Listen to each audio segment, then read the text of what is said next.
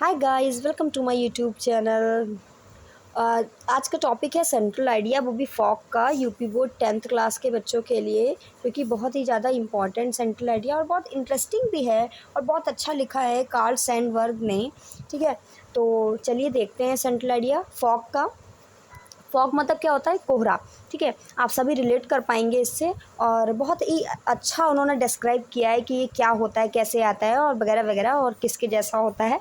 देखते हैं central idea में। और ये याद रखिएगा कि फॉग का सेंट्रल आइडिया हर तीसरे साल रिपीट होता है, तो याद रखिए कि मतलब हमको जो है रट लेना, एकदम आँख बंद करके रटते जाइए और ये एग्ज़ाम में आपको देखने को मिलेगा। स्पेशली क्या करते हैं बच्चे, कंफ्यूज जाते हैं कि भाई कैसे याद करें, कौन सा वाला याद करें। तो इंपॉर्टेंट सेंट्रल आइडिया मैं डिस्कस करती रहती हूँ अक्सर चैनल पे, तो आप देखते रहिए और शुरुआत करते हैं।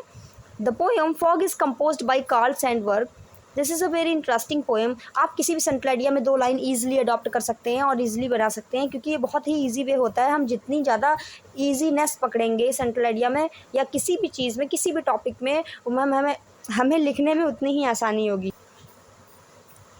ठीक है, तो उससे क्या होता है, एक फ्रीक्वेंट बे नज़र आता है और एग्जामिनर जब चेक करता है तो हाँ लगता है कि भाई किसी कहीं से छापा नहीं है, कि बच्चे ने अपना दिमाग यूज़ किया है। और सरल से सरल लैंग्वेज यूज़ करना आपका ये बता देता है कि हाँ आपने जो है अपने मन से लिखा है, बनाकर लिखा है, कहीं से रटा नहीं है, छापा नहीं है कहीं से।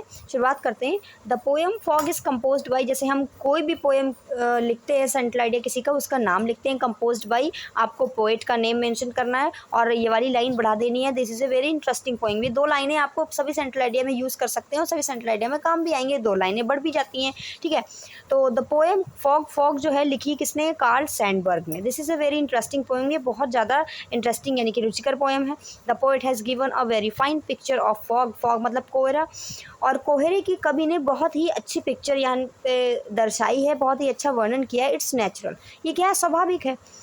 The poet has compared it's arrival, और पोइट ने तुलना की है इसका आने की, मतलब जो कोहरा आता है उसकी तुलना की है। जस्ट लाइक ए कैट, बताया है कि बिल्ली के जैसा। कैसे भाई? विथ कम्स साइलेंटली, जैसे कि वो भी आती है। कैसी? साइलेंटली, एकदम शांत, स्लोली, धीरे से, सडनली, अचानक से, without making any kind of noise, कोई भी प्रकार का शोर न करते हुए, है ना। जैसे बिल्ली आती है एकदम silently, slowly, suddenly, without making any kind of noise, वैसे ही हमारा फॉग एंटर करता है हमारे एरिया में without making any kind of noise, suddenly, slowly, silently. ठीक है, कोई आवाज़ नहीं होती, बहुत धीमे धीमे आता है, धीरे धीरे से आता है और अचानक से आता है। It does not disturb us, कोई हमें डिस्टर्ब नहीं करता। देन द पोएट टेल्स, और उसके बाद कवि बताता है that fog does not interfere, कि जो है वो क्या कहते हैं, इंटरफेयर भी नहीं करता, दखल नहीं देता किसी भी चीज़ में। इट सिट्स, एकदम अचानक से और शांतिपूर्वक इट सिट्स, बैठ जाता है, यानी कि आ जाता है यहाँ।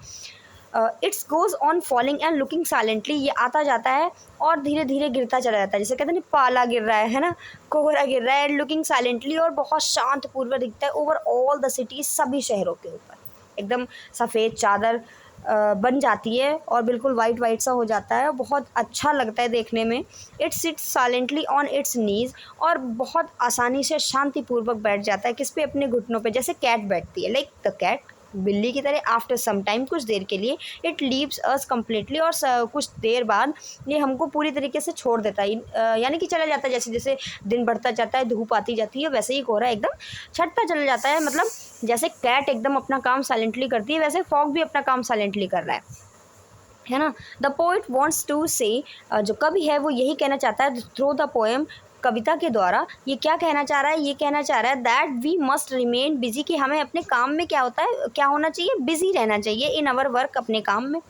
This is the landmark of success, और यही जो है, जो सफलता का जो है मील का पत्थर साबित होगा। ये एक क्या है, कहावत है, प्रॉवर्ब है, ये यूज़ की जाती है कि मतलब कहते हैं ना कि जैसे वो किसी के मामले में इंटरफेयर नहीं करता, फॉग किसी के मामले में इंटरफेयर नहीं करता, कोई दखलंदाजी नहीं देता, अपना काम शांतिपूर्वक करता है और अपने काम को करके वो चला जाता है। मतलब जो उसका वर्क है, कोहरे का आना छाना और उसके बाद चला जाना, ऐसे कैट भी करती है। उसी प्रकार से हमको भी अपने काम में बिजी रहना चाहिए, और यही सफलता का एक मार्क होता है। ओके, ये हमारा सेंट्रल आइडिया हो गया, वेरी इंपॉर्टेंट। आप चाहे तो स्क्रीनशॉट ले सकते हैं। Thank you for watching.